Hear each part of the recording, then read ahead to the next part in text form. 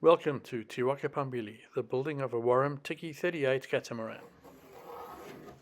In the last episode you saw us start to work on installing some of the major bulkheads in the portside hull. This episode we're starting to work on some of the intermediate portions in the knees, in particular the mast beam knee.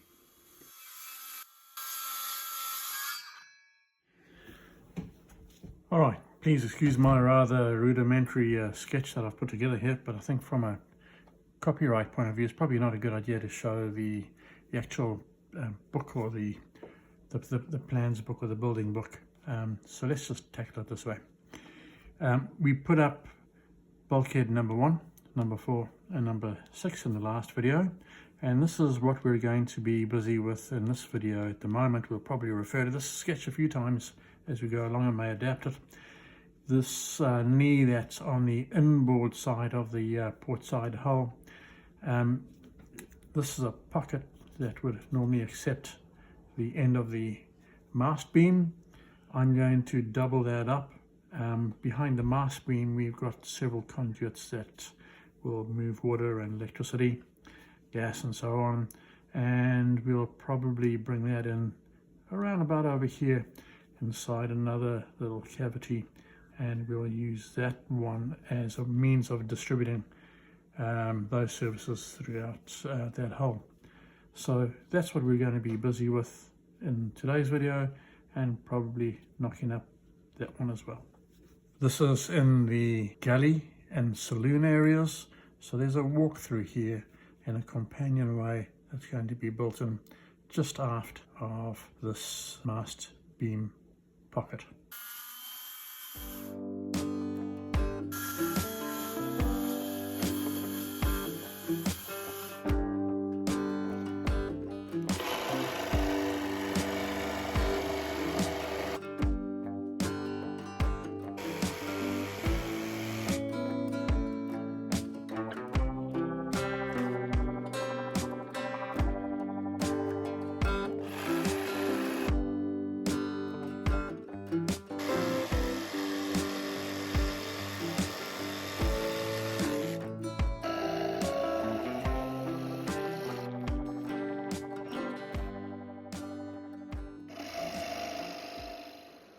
In preparing the stringers for these sockets, we've given them a round over of a 6mm radius, so it makes sense to drill out the socket corners with a 12mm drill bit, and then just to cut in with a jigsaw to create a shape that will accept that stringer without too many odd gaps and things.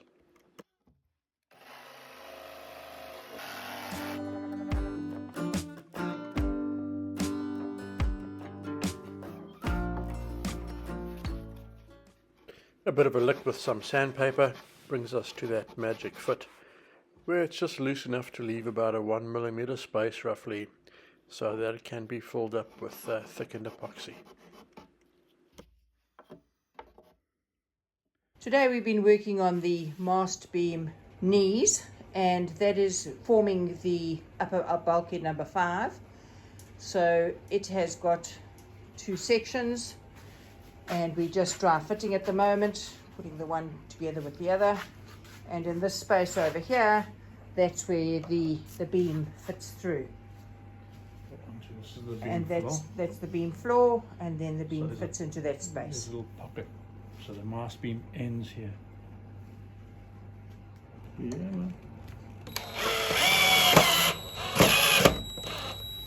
So just dry fitting at the moment, making sure it all gets together, and then once we're happy that it all works, then we will obviously self coat and glue it all. The inside of this beam pocket will need to be glassed out completely first.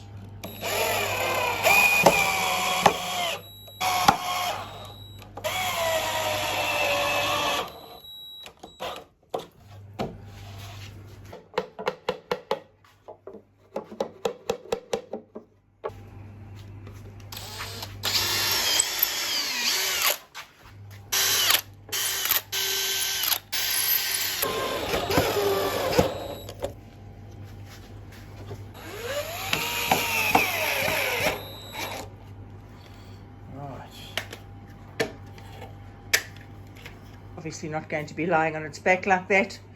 It will be standing up vertically, but just getting an idea. So the one on the left is going to be able to have some cubby holes below it, and in the space on the right, that's where the electric box is, and so it's going to have all the electric cables coming in and switches and plugs and things. We've decided we're going to make a base plate for the mast, the knees for the mast beam box trough, and we've taken a while to get that one right, but we're there. But so we decided that we'd put that in the bottom, because before it would just have had these little thin purchase points for gluing and attaching to the seat in the saloon. So we've put that board on just to give it a little bit more purchase and a bit more stability. We're working on cutting the front cover for this section. So we've got a bit of fiddling going on, a bit of measuring, making a plan, as they say. We do lots of that. With varying degrees of success. We are glassing the beam support area, the beam trough, and so Grant's just beefing up the fillets in that area, and then we will be putting on the double bias with their little shapes, and then it gets covered with the normal lighter weight glass that we've been using. So yep, we're all set up and ready, just waiting for it to soak, and then we can get going once those fillets are in and slightly set. We'll be putting the double layer in here, and Grant puts a big one in first and then a smaller one in later. You can see where the lines are drawn. That's so that when the sanding happens, it tapers nicely and feathers flat, and you hardly even notice that there's any thick glass underneath. You don't actually cut through the upper layers to create the taper, because if you cut through the upper layers to create the taper, the glass fibre that's giving you the strength has been compromised. So that's the argument for putting the larger pieces on first and the smaller pieces on later. So these are layer number 1.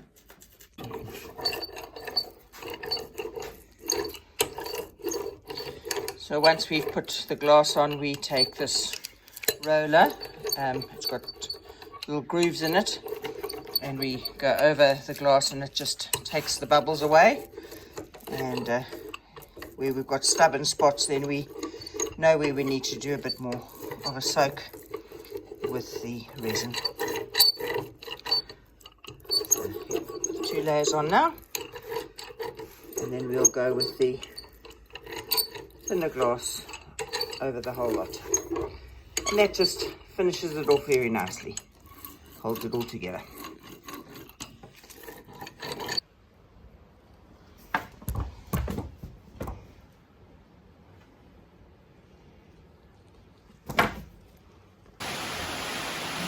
An idea of all 3 bulkheads in a row. So here we have bulkhead 6 closest to me here. Number 5.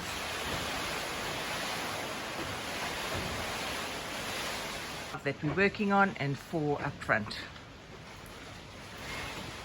And we have Roxy joining us to keep us company. Hey Rox.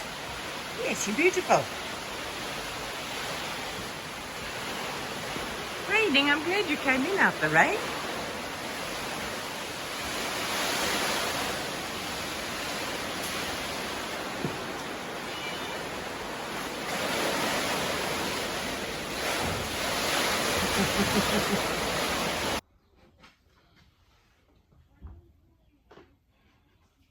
So one of the things I've been trying to do is just kind of sight along the edges of these bulkheads, slowly moving around down along the boat, just to kind of get a sense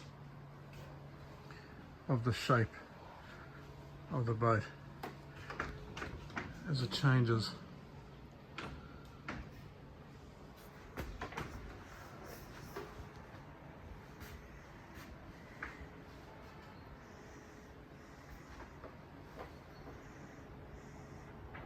Down the line.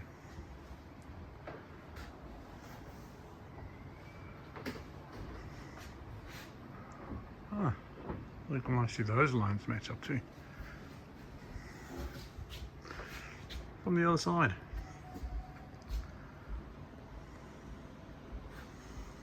As each new bulkhead comes into view, so you can compare the previous bulkhead with the new bulkhead's line.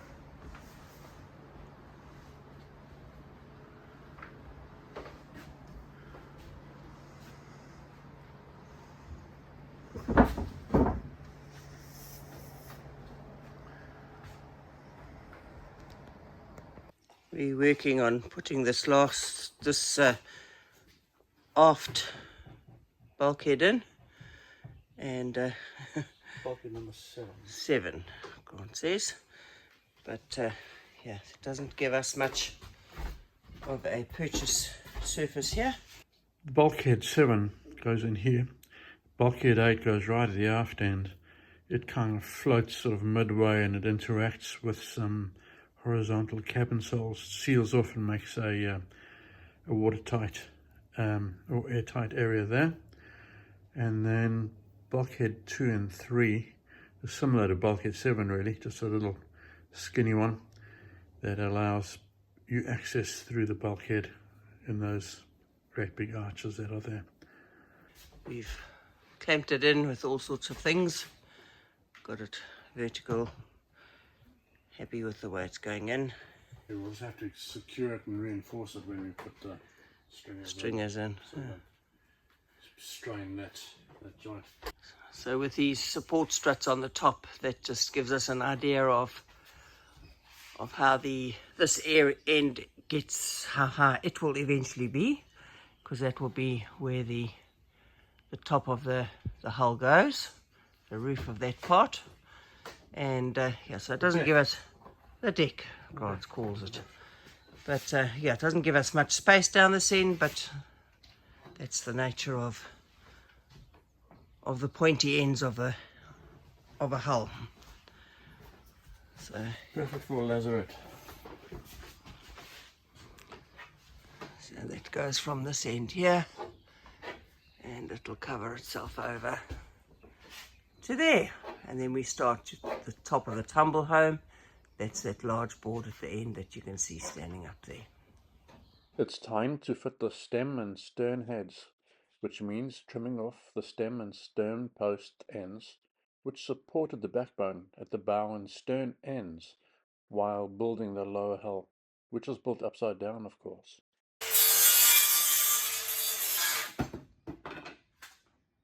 Quite a lot of deliberation follows as to how to get things perfectly aligned. At long last, the upper hull stringers. We decided to go with Quila for this. We realised that there was some debate as to the use of Quila for this purpose, but we thought that seeing that it was a harder material and it was available here, it would be more suitable for us to go with this. We do realise that stripping out the pithy bits and making sure that it was as free of oils as possible would be an important part of the whole process.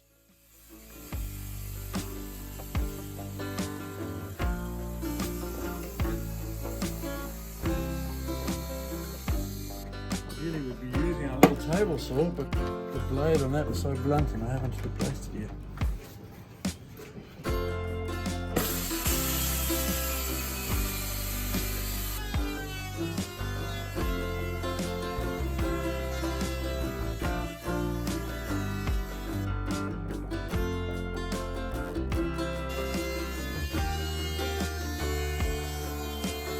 Love it when a plan comes together.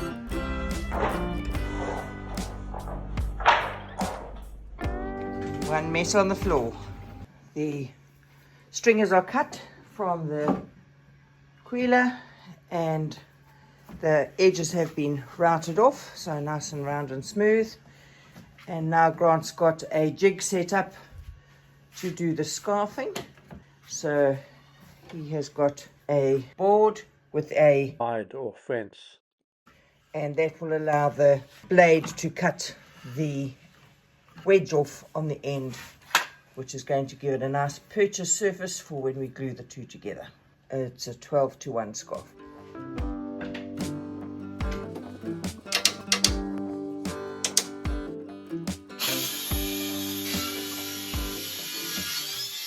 So here we have the stringers set out, ready for gluing.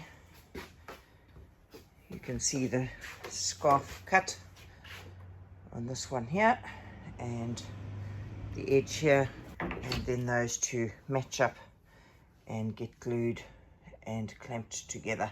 We're going to need that other trestle.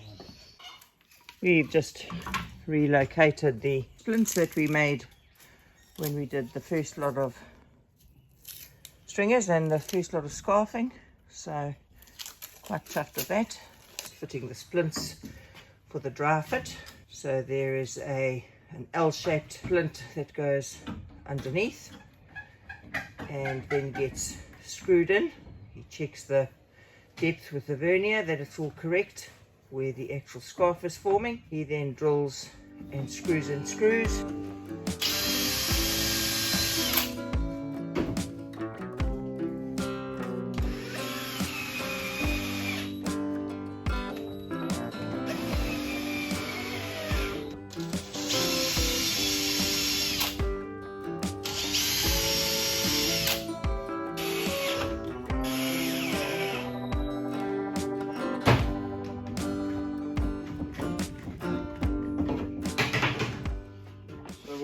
After, we'll remove these two screws,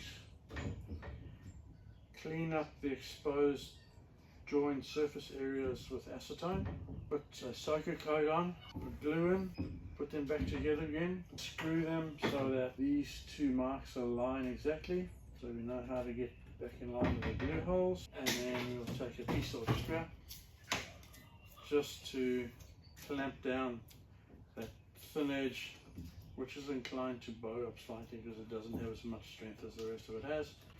Put one clamp in there and those screws, and it aligns these joins so that they are on one plane along the bottom edge, and keeps them straight with that guide along the side there. And quite effective, works quite well.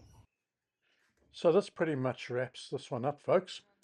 We suspend these stringers at the top of the bulkheads and move on to completing the bulk of the remaining galley furniture. This is for the next episode. Fitting the upper hull stringers now would literally create quite a barrier. It makes sense to put them in just prior to fitting the upper hull panels. I'll leave Kaz to take you for a walkthrough to where we have got to at the stage. Slow walkthrough. So this is the aft end with its support where the beam one aluminium beam goes at the very back. From here to where you see the first very high bulkhead, that all gets a low cover and forms the lazarette, and this front area which is just a buoyancy space. The holes that you see in the middle here, that is where it's going to have an inspection hatch, and this space will be a storage area going through to where we have the wet room, wet storage room, and a porta potty going in the box at the bottom. So that is for the beam 4 right at the back and its beam support. Then as we move to the next section, it is the saloon, the galley the galley here, and this first space is going to be where we're going to be putting a fridge area in here. So it'll be a countertop and then fridge above, and then the waterworks, etc., all down in the bottom. And then we start the tumble home at the top, so it goes up, comes back at a slight angle, and then the whole way along at that height it then dips gently down towards the front. And so that's the extension that we've added into the roof area. Normally you are in this space here, you can't sit, you can't stand here, but with this adjustment we can stand in this space all the way to the front. So here, but over there, that's where we're going to have our electric box going in there, and that just separates the area between the galley and then going into the saloon area where we've got seating and nice benches, little seat over here, seat down the end, and that one will be a fairly large one where we have created a space where we'll put in a freezer. That will be one of our next projects fairly shortly, putting the insulation etc. in there, and going through to the next compartment, obviously a sealed off area. The access to this space will be with some stairs that come down from a gangway up top there, and that'll be the only access for this area here. Obviously there will be windows, and there will be what do you call those things on the top? Hatches. Helmets. Hatches. Hatches at the top, just for airflow, etc. So that's the freezer space. Then we go through to the front bunk area and the front cabin, and this here will have a hatch at the top, so you'll come down, and a standing area, and then a bed in that area. But obviously if we don't have people with us, then it will be for storage. And at the very end, another inspection hatch, and this is where the tumble home comes down. And in the on the bunk bed now, or the bunk over here, you're actually able to go on your knees and be upright in this space here. So it's making a huge bit of difference. And with these little flimsy bits of wood at the top that we've been using as gauges, you can just get an idea of where the roof will be. And then at the front, it drops down, and we have the front space again with a beam, aluminium pole beam, and that will be to hold the netting in the front between the two hulls. And this area here again, just coming straight across, as you can see where that board comes to. So yeah, so we pretty much put all the bits and pieces in and are able to get a better idea of size and proportion. Yes, it's getting exciting now. Thanks, Gaz. Things certainly are taking shape, aren't they? So once again, thanks for sharing, liking and subscribing and doing all that YouTubey type stuff. Until next time, take care.